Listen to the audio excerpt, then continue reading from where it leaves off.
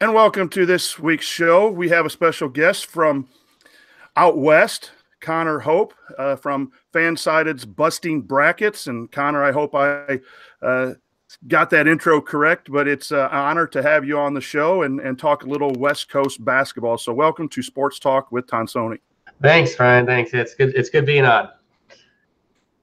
And we're in the Midwest and the East, and sometimes we shut the TV off at 11 o'clock, which is 8 o'clock out on the West Coast. And I wonder if we miss some good basketball, and I wonder if that just kind of taints some of the national coverage. So first question I have for you is, what should we know about college basketball in the West? First off, I don't know. Every conference, for the most part, is pretty much wide open. There's at least 2 to 3 teams in each conference that could really challenge for even the regular season titles at this point. There's no conference title is wrapped up. The Pac-12 obviously is wide open. There are about 8 or 9 teams right now that are still in play to win the Pac-12. Gonzaga and Arizona obviously are once again the best teams out west at this point in the season. But really, the news out west is not coming from the Pac-12. Right now, the mid-majors out west look to be the most dangerous teams in the West. You've got New Mexico State out of the WAC, Gonzaga and St. Mary's obviously out of the WCC, and then even the Mountain West is looking better than it has the past couple of years. So the mid-majors out west are really what's keeping the West competitive in the national scheme of things.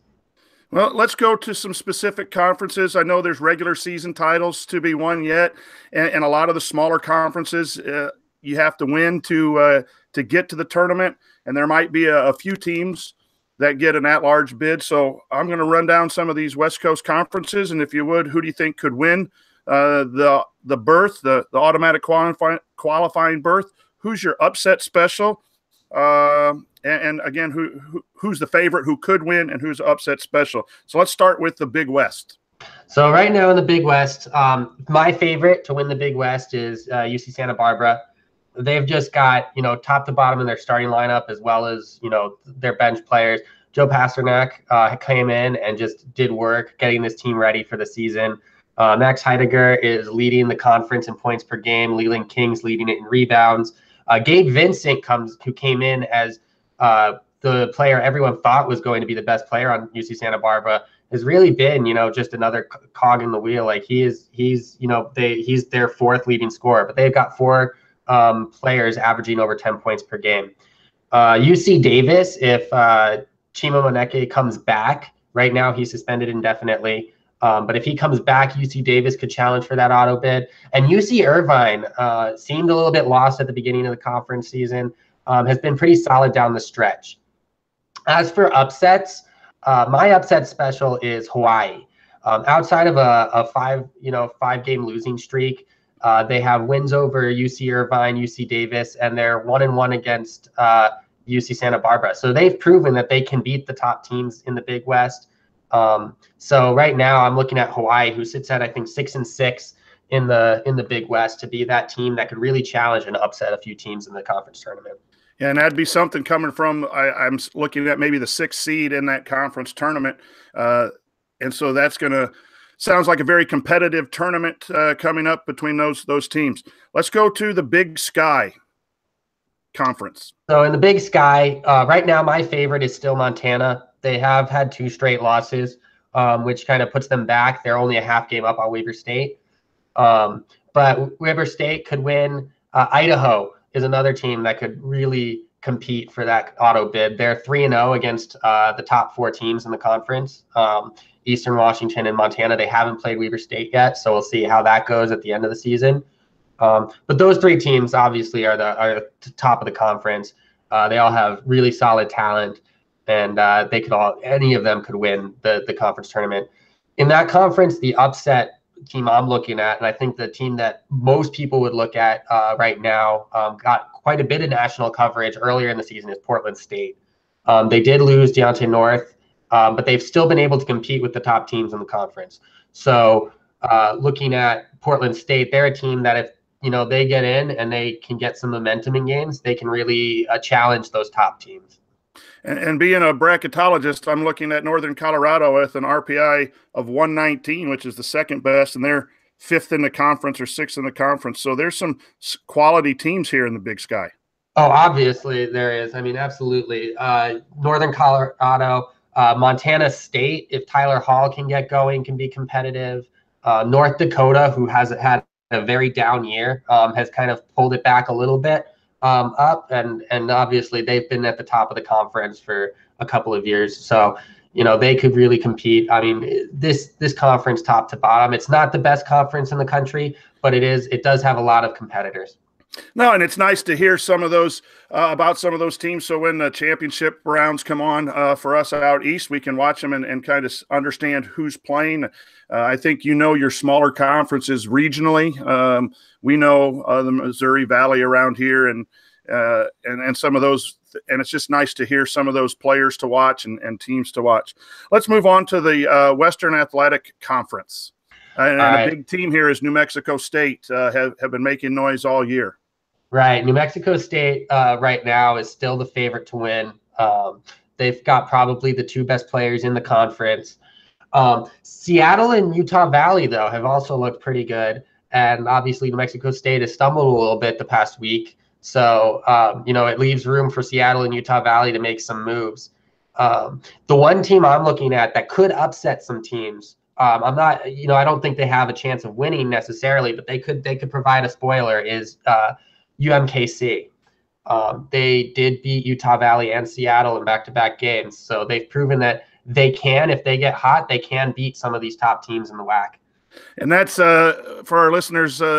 UMKC is 9-19 right now, and they would be one of the bottom seeds in this conference. And that's what makes conference tournament action so appealing. You see a team that makes a run.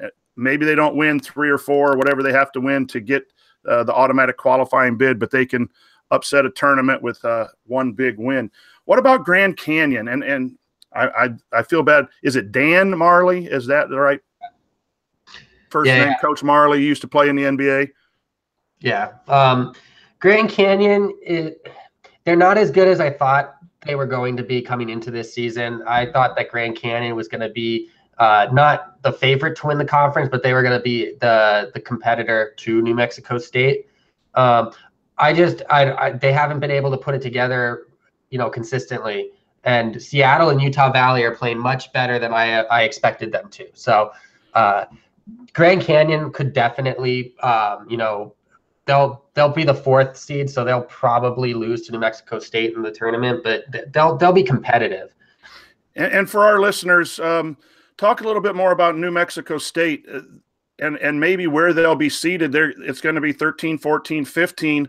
And do they have the possibility, if they get the bid, to pull a first round upset? Yeah, if I am a 3 or a 5 seed, or no, yeah, 3 or 5 seed, you know, or a 2 seed, even for that matter. Mm-hmm. You know, if they can win out and get a 12 seed, or you know, they're 13 or you know, 14 seed, I'm going to be scared. I'm really going to be scared of New Mexico State, because they are just competitive. They compete on the glass. You know, Zach Lofton can shoot lights out when he gets hot. Jamario Jones does everything else for them. And if you're not ready to really compete for 40 minutes, you know, you saw it when they played Miami. They will, you know, keep running and keep playing until the final second ticks off the clock. And I think they have a chance to be higher than one of the higher seeds for the automatic qualifiers. With the 47 RPI right now, they're looking at a 12 or 13 seed, maybe at worst a 14. And so you're looking at a 12-5 NCAA tournament game. And if you follow all the bracket picking procedures, always pick a 12-5. So there's maybe some clues for my listeners to pick New Mexico State. All right, let's move on to the Mountain West, and we'll go through the same procedure: favorite and who could win and upsets. And then ultimately, is this a multi-bid league? So quite a few questions out there for you. So I'm going to preface this by saying I think that the Mountain West is a multi-bid league if Nevada loses in the conference tournament. I agree.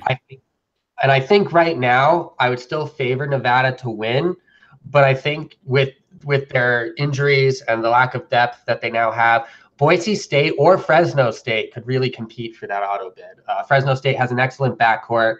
Obviously, Boise State has Chandler Hutchison, who is, one of the best, if not the best players in the conference.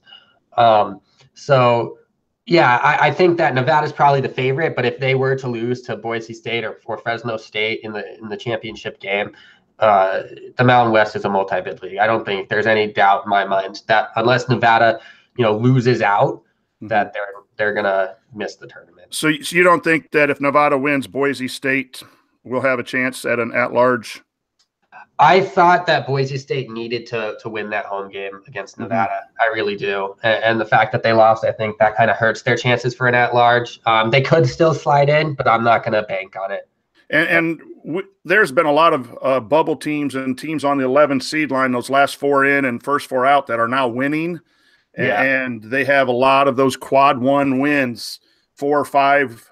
LSU's not in our bracket right now, and they have 7 quad one wins. And so that's where you're going to have to compare a team like Boise. Nevada's got a great RPI, and that's going to help them tremendously if they should get knocked off. Talk a little bit about San Diego State. It seems to me they're having a little bit of a down year, and that's a little bit of a surprise for a lot of people.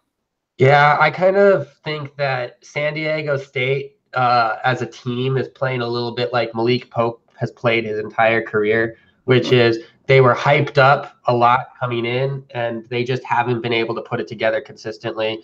There are a lot of other teams in the Mountain West that have just had, a little bit more kind of, I don't want to say effort, but they've been able to consistently or string together more, perform good performances.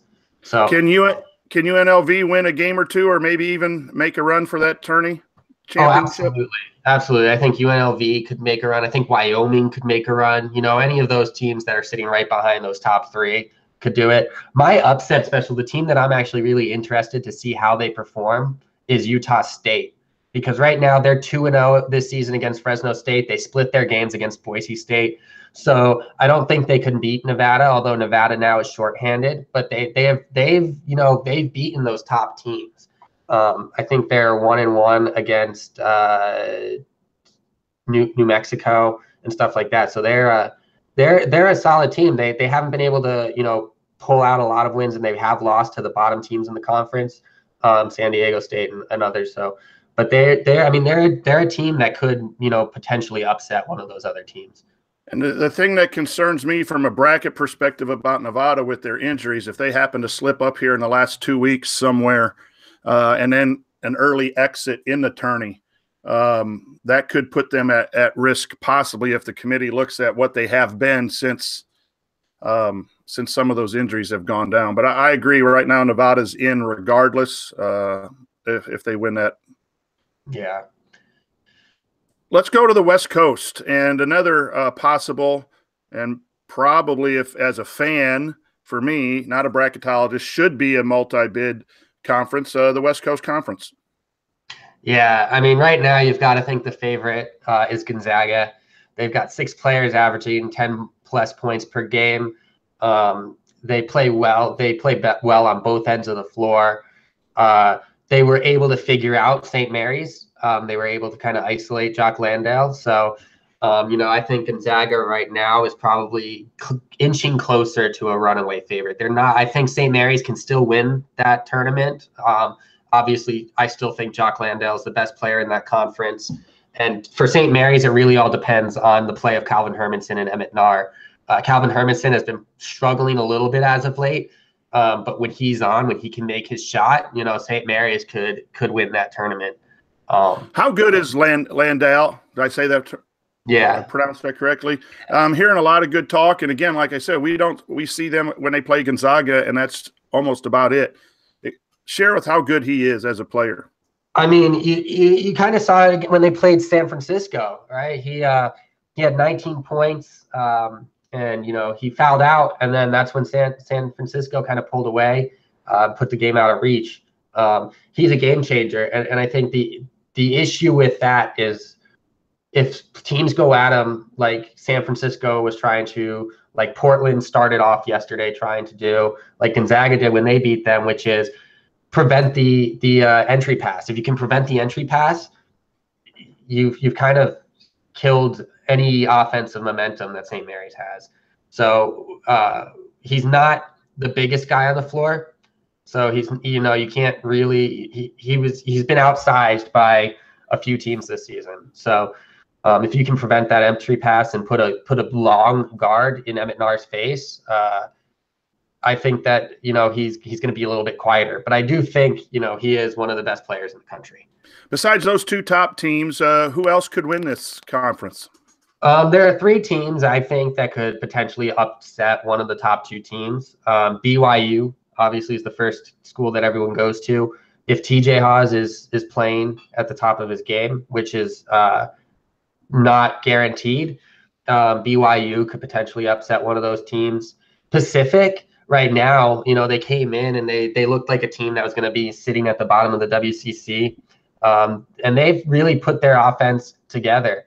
They play a little bit more of like a pickup style offense. They don't really run any set offensive plays, or, they don't run a lot of set offensive plays. So it's really, whoever has the ball, get your shot and shoot it. And Miles Reynolds, Jaleel Tripp, Roberto Gallinat have been able to put the ball in the basket more than not, and they're sitting at fourth.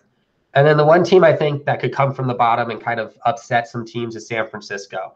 Obviously, they beat St. Mary's already this season. And for them, it's just the three ball. They can shoot the ball. If they can shoot the ball well from three, like they have at points this season, like they did at points last season, the three ball is what leads to upsets a lot of the time. So those three teams, I think the other five teams in the conference as well as San Diego has played defensively, just don't really have the offensive firepower to beat Gonzaga or St. Mary's. I'm going to show my age a little bit with San Francisco. They used to play Notre Dame and DePaul and come out to the Midwest. And I really started liking them, and then they kind of fell off from the national scene. So I kind of have a soft spot for the Dons. Yeah, they kind of fell off this year, unfortunately. I was really high on them coming into the season, but they've put it together the past couple of weeks. So we'll see. We'll see how they do in the tournament. And the league that most of us in the Midwest and East know about is the Pac-12. What are your thoughts on the regular season and tourney for them? Right now, obviously, the favorite is Arizona. They have one of the best players in the country in DeAndre Ayton. Another player that's probably one of the best players in the country in Alonzo Trier. They just have it all, and they have, they can go 6, 7, 8 deep. They have two huge players in the middle, and they have a really good point guard, really good wings. So they're my favorite to win. After them, I mean, I've got 6 or 7 teams that could challenge. USC, UCLA, Utah are playing really well. Arizona State, Washington, and Oregon have been a little bit inconsistent in conference play, but we're pretty good in the non-conference and have beaten some of those top teams. So really, I mean, there's 6 or 7 teams that you could legitimately say have a shot at winning that conference tournament. And the thing with Arizona is they've lost 6 games, but 3 of them came in that early tournament.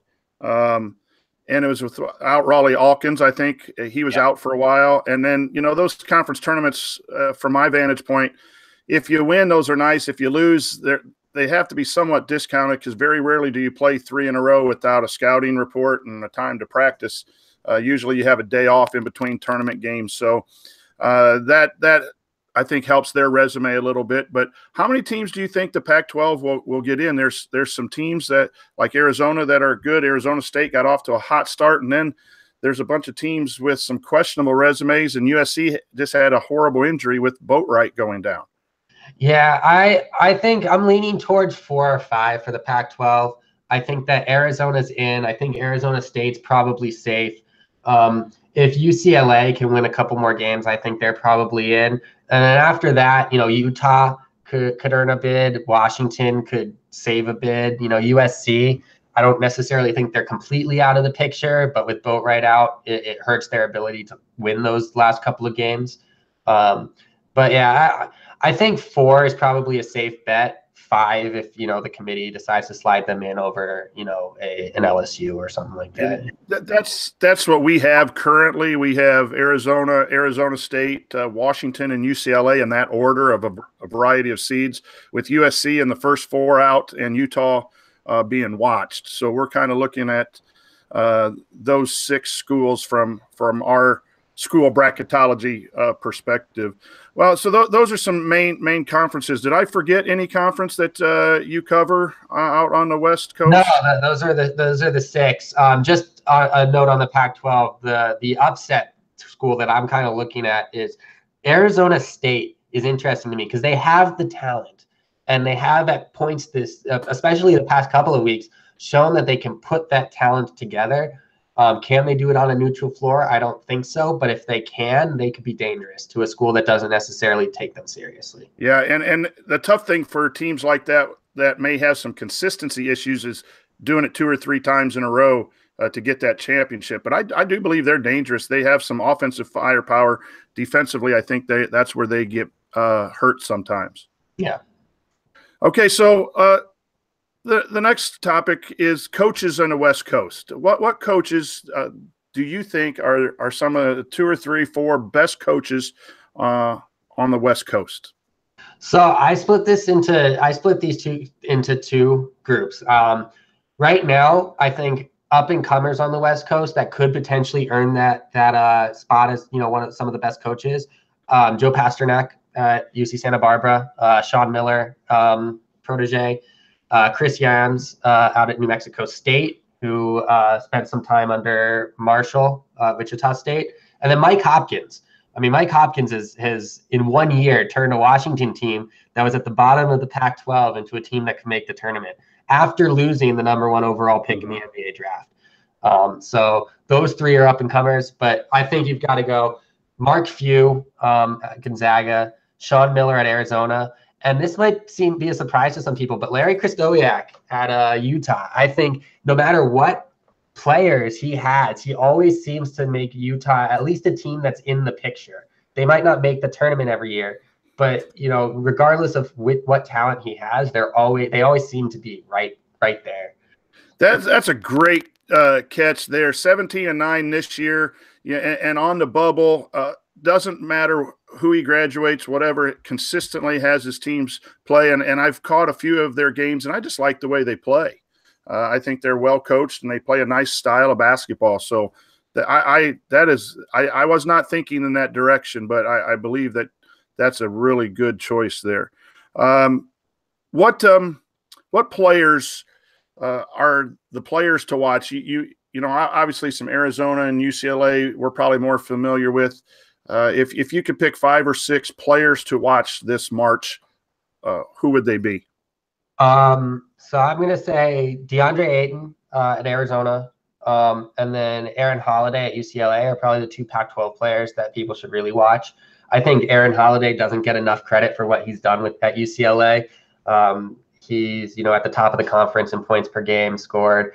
He distributes the ball well. And I think it was somewhat of an injustice that he was left off of a lot of those player of the year lists, because really, I mean, he is the reason why UCLA is still in the position they're in.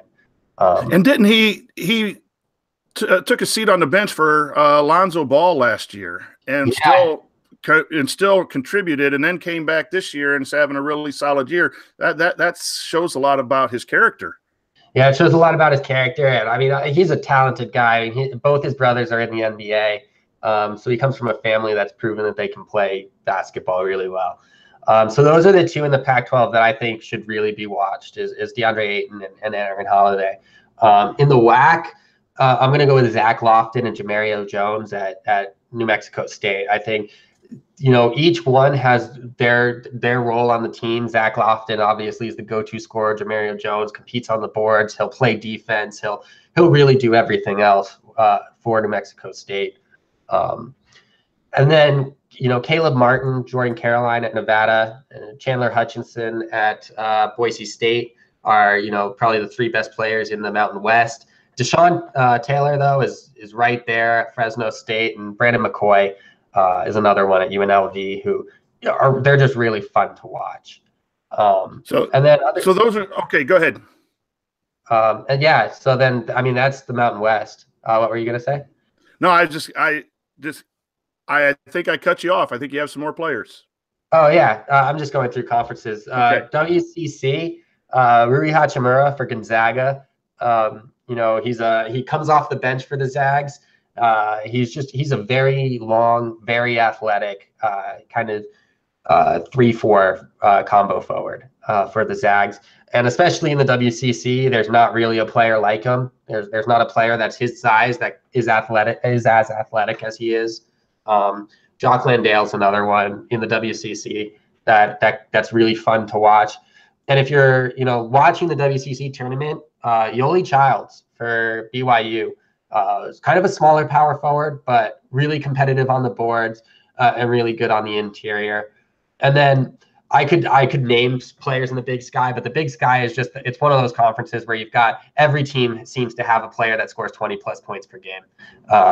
That's just the way the Big Sky is built. So if you're looking for games where one player is just going to go, or two players, I guess one for each team is just going to go off for a bunch of points, watch the Big Sky Conference. A lot of offense there. Yeah. What Connor? What team do you think will make the biggest push in the NCAA tournament? That's from these conferences. Who will go the deepest this year? A single team or a couple teams? I think right now Gonzaga and Arizona are the only two that I can comfortably say will be or could be second weekend teams. On the same note, either of them could lose in the first round. That's just the way they play. I think Gonzaga is less susceptible to a first round upset than Arizona. But either team, they could go second weekend, they could go deep, or they could lose really early. And then besides that, I think that, there's not really another team that I would comfortably say is a second weekend team. I think UCLA and Nevada are probably the closest if Nevada can get over its depth issues. And then if New Mexico State can catch people off guard, or Arizona State can shoot hot from three. But, Gonzaga and Arizona right now are the only two that I can comfortably say are good enough on both ends to be second weekend teams. Yeah, we have Arizona in the 3-4 range, and we have Gonzaga in the 4-5 range right now. As far as what their seed might be at this point in time, and yet to be determined. So you're a Gonzaga grad.